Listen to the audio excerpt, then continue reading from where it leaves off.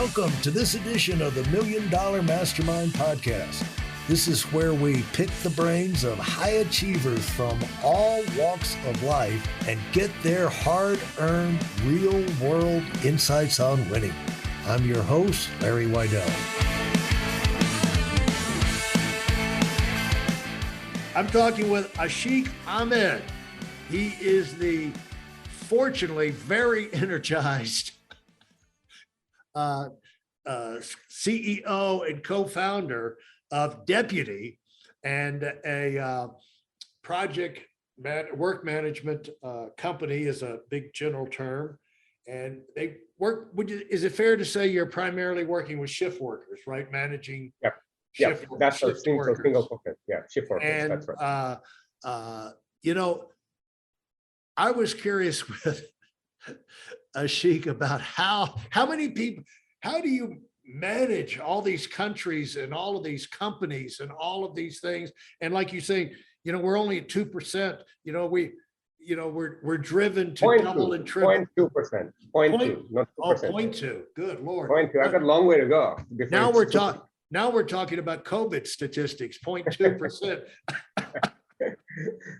Wow. So your growth, it's like keeping up with all the grains of sand on the oceans of all the beaches in the world.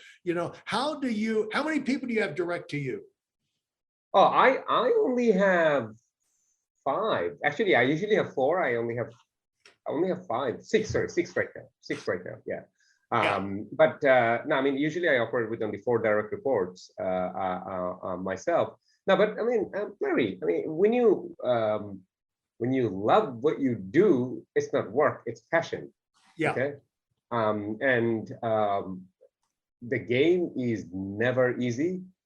The more growth you have, the more things you have, the more chances of things that will fail, and they do fail, and they come with. So yeah, the game is never easy. It's like climbing a mountain. The higher you go, the tougher it gets. The oxygen gets lower. Okay, the risk gets even higher if you fall. There's a great show on Netflix called 14 Peaks. I would highly recommend anybody watching it. Okay. Somebody who decided to climb all the 14 peaks of the world, from Everest to others, in 7 months, and I think, and everybody said it's impossible. But he's like, no. The fact that somebody says it's impossible, it what energizes me even more to go and achieve it. So, you kind of just have to have that mindset, okay? And the only way you can have that mindset, the only way one can have that mindset, is when you know that every single day what we do is making people's life better. Validation in life comes from enriching other people's life, okay? And when you have that as a mission and a purpose. Say that again. Validation. Validation in life comes from enriching others' lives. Validation in life, when you're at your deathbed and you look back what I have achieved in my life, it's not about how much wealth do I have or other things and stuff like that. You look around the people that, hey, who are the people who are appreciating me? Who are the people who are going to mourn me when I've left? And however, when you look at it, and professionally or personally or not, that the fact that you have been able to enrich all these people's life in there is what makes your life totally worthy and validated. Okay, that's what entrepreneurship is about. And now, how does workforce management explain how you see how workforce management enriches people's lives? And I noticed what the third part of is where you're taking, I can see how you simplify keeping up with the hours and when people should show up and all of that to make sure the labor laws and all that. But is that primarily in the third circle you were talking about that is usually most ignored, what's going on in the desires and wants of the shift workers, or is it overall? Talk about where you see that. Okay. Well, it's all 3 parts where it enriches people's life. Look, the workforce management term is something that, industry analysts and other things that uses but I mean, I'm not really fussed about that. I'll tell you a story. I'll tell you a story that will really simplify the whole narration of how it enriches people's life. Okay? Yeah. And the story is a story of my co-founder over here. Before I came into the business, in his business, if somebody called in sick at any moment, okay, like, up to 10 to 20% of your employee base will call in sick, okay? Right. And I'm talking even before the world of COVID. Okay. Right. Yeah. And when somebody calls in sick, you usually have three options. Number one, if it's a role that doesn't necessarily matter that much, you can say, okay, well, nothing to worry about, go get better, okay, and I will cover, okay, we have enough coverage to get the job done, or it can be done tomorrow, whatever, okay? The second option is you, the manager or the business owner, stop doing what you are doing and jump in to go do their job. Okay, that employee has done a no-show and I'm going to go. And by doing so, I did not do my job that I was supposed to do for the day. I probably had a family commitment or something like that. I'm not going to go to. All sorts of other kind of domino effects of them. Right. The third option I have, and this is what my co-founder is to do, he'll take out his Nokia 8820D, go to the address book, call everyone to see who is going to come in and cover that shift that day. Okay. Yeah. And there is always that one person who says, yes, I'll come in and save that, like, I'll come in, and they're the savior, always picking up the shift. Yeah. And 1 week, they end up working 100 hours and has an injury at work. Okay. And then everything, the hell breaks loose after that. Okay. True story. Okay. All of these three things happen. In Deputy, literally, you can just go, Larry has called in sick, tap on Larry, find cover. Oh, there's 5 other people over here who is as qualified as Larry. They're not doing anything right now. They're not going to be fatigued for coming in a 7 a.m. shift because they did not finish working at 1 a.m. I'll send my offer. One of them will pick up their shift and come in and do that shift. Or, you know what? Larry can go on the phone himself and find his own cover. Larry doesn't even have to call the manager. Everyone's happy. Okay. I mean, like, this is, when I came into that business, it took about 10 years to grow the business from 2 people to 200 people. And over the next 3 years, 10 years to grow from 2 people to 200. Is that what you said? Over the next 3 years, the business grew from 200 to 1,400 people. Okay.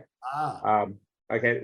The level of scale, like the amount of wealth that got created, the number of people that found jobs in the industry, it was quite a transformational thing for many, many people's lives in there. And I see that so many times, even in Deputy. I mean, if you go to our website, there's a case study of this business called Gelato Messina. If you ever come to Sydney, Larry, Australia's number one gelato, you got to try them. But when they started with Deputy, there was only 1 store and 10 employees back in 2013 or 2012 when they started with Deputy. Over the years, they have grown to dozens of stores. I think up to 40 stores at time before COVID. Had close to 1,000 people working there. Like, all these people that have found employment. Okay, all these people who got to put food on the table for their family, all these people who got to have their first job, the business owner who has been able to create so much wealth for himself, for his family, all these managers. Okay, come on, I cannot get out of bed every morning to repeat that story millions and millions of times over. Yeah. And so, it seems like you're taking, so the way I'm seeing this is you're really enabling leaders to focus on growing their business because you're taking the confusion out of so many pieces of the personnel issue, which are just crushing to figure out individually, Exactly. Business is easy. Business is easy. People are hard. Life is hard. Life happens, Larry. Life happens. Yeah. I don't think anybody wakes up to do a bad job. I don't think anybody wakes up to not come to work that day. But something will happen in life for which they can't do what they need to do. I mean, this is why the average tenure of a shift worker at a job is only 9 months. Okay, every 9 months they're changing job. Not only that, right now, so A many shift people are worker changes jobs every 9 months. That's right. Good That's the Lord. average tenure. Really? Yeah. Yep. Who are shift workers over here? I mean, in some places might be a little bit, Right. the Sure. industry, like, restaurants. I mean, go to your favorite restaurant. I'd like you to observe, like, if in a 6 month time or 12 months time, those you knew 12 months ago, are they still there or not? Yeah. Okay. Well, let me ask you this. At what point have you found that it's really ideal for people to bring deputy into their business? When they, Well, when they start getting X number of shift workers. yeah, usually when you're coming up to 10, that's when it's going to be chaos. When you're about 4 or 5 people, I think you can just cruise by. In life, you're either selling a vitamin or a painkiller or a vaccine or a drug. Right. Social media is all selling drugs. Right. But when you're less than 5, it's probably definitely would be a vitamin. But when you're at the 5 to 10 mark, it definitely you start seeing the pain. But when you're over 20, I would say that, you gotta have something like deputy, otherwise you're just suffering.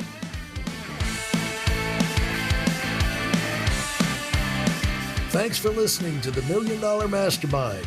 If you felt there were any valuable takeaways from this episode, please take a minute and leave us a 5-star review. Your feedback is important and really helps us get the word out to a wider audience. Remember, we have a valuable webinar that is absolutely free. Register for it right now at whitealumwinning.com. Thanks for listening.